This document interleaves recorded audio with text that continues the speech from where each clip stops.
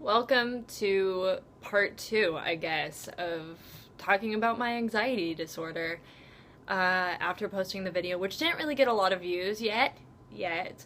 Um, but I got more texts and questions over Facebook message and everything like that about, hey, I'm gonna watch the video later, but can you explain a little bit about what goes on?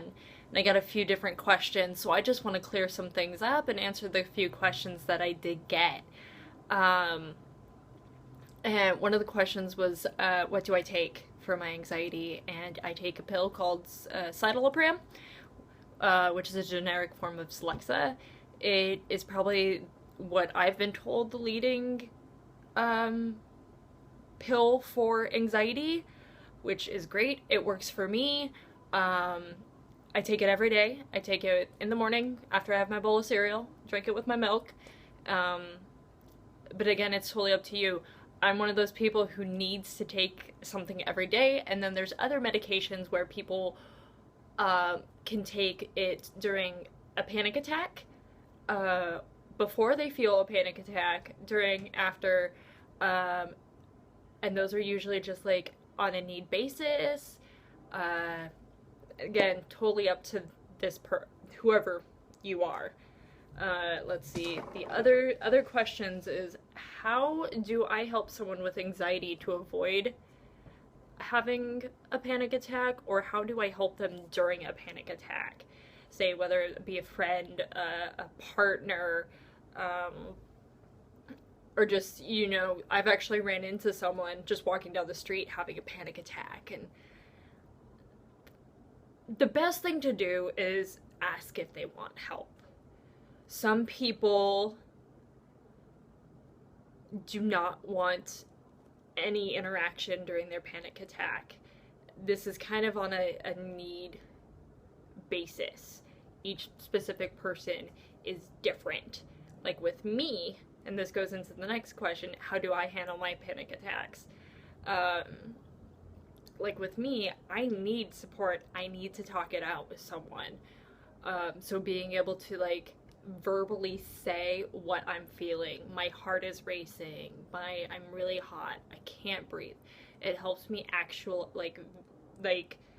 it helps my brain connect everything I'm feeling, and it makes me feel calmer. Like I said, though, some people do not want.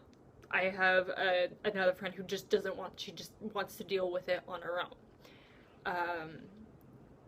The best thing you could do, honestly, is ask if they need help, and if they need it, great. If they don't, that's fine too.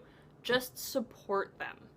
Let them know that if they need you, that just let them know that you are there for them, no matter what they need of you. If it's if you want to help them try to avoid having a panic attack, if they're willing to share what some of their triggers are, sit down with them.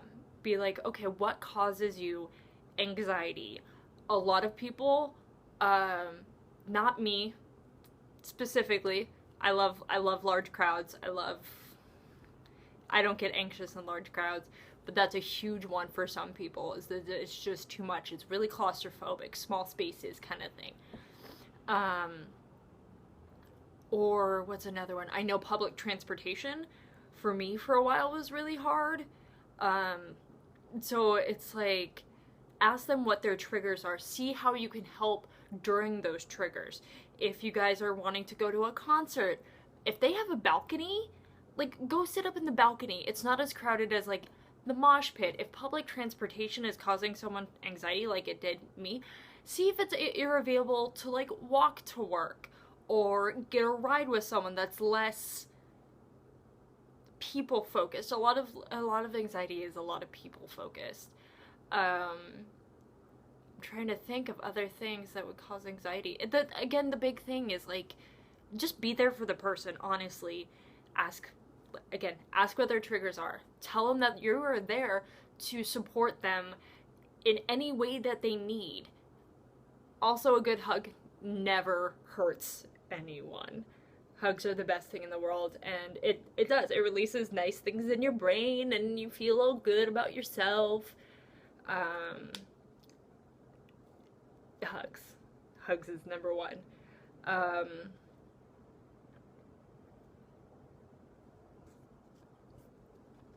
Sorry for the little jump cut right there. I had to cough, and I didn't want to, like, cough on camera. Another question that I got was, do panic attacks hurt? It honestly depends. Truly and honestly depends. It's quite uncomfortable for your heart to race that fast. It's not being able to breathe really kind of hurts. You get really dizzy, especially after my panic attacks. I get super nauseous, and that's really uncomfortable. I get super nauseous and super hungry. Like, I have to eat after my panic attack, because it's like it's like you feel afterwards, you feel so exhausted because your heart is racing, you're super sweaty, it's everything, and it makes you, like, after my panic attack and after I eat something, I'm out. I, like, pass the F out. So it doesn't hurt. For me, it's just extremely uncomfortable of a feeling. Some people actually, during a panic attack, can pass out. I have seen it happen. And in that case, you just have to make sure that they fall safely, so they don't hurt themselves. I have seen someone, like, bash an elbow as they were passing out, and the next day it was, like, all bruised, and, like, what happened? And, well, you had a panic attack, and ABC, you just put the puzzle together. And not to get serious, but sometimes panic attacks can lead to, it's a mental disorder. It's not fun, and it can lead to sometimes self-harm. Even, you know, this more serious of suicide. And for those people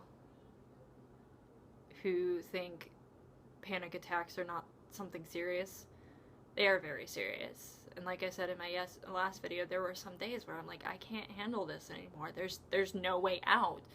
Like I said, there's nothing scarier than fighting your own mind. But I just want to end this video with reiterating the fact that even though you have a mental disorder, be it depression, bipolar disorder, multiple personalities, anger, anxiety disorder, or panic disorder, which they like to call it now, you are still a human being, and you're a wonderful human being, and you are stronger than anything and everything out in the world, because nothing is scarier, once again, than fighting your own mind. I wish everyone who has a mental disorder the best of luck, and there is support out there for you, whether it be through the doctor's office, a good friend, a family, or even a stranger on the street. I really relied on music and my family for my disorder, so there is always something that can help you throughout your disorder. Like I said, I wish you the best of luck. Until next time, guys, thank you for all the questions. If you have any more questions, please, I love helping people in any way, and if sharing my story helps people, then bring them on. But, you know, rate, comment, subscribe, all those fun things, and until next time, Sláinte.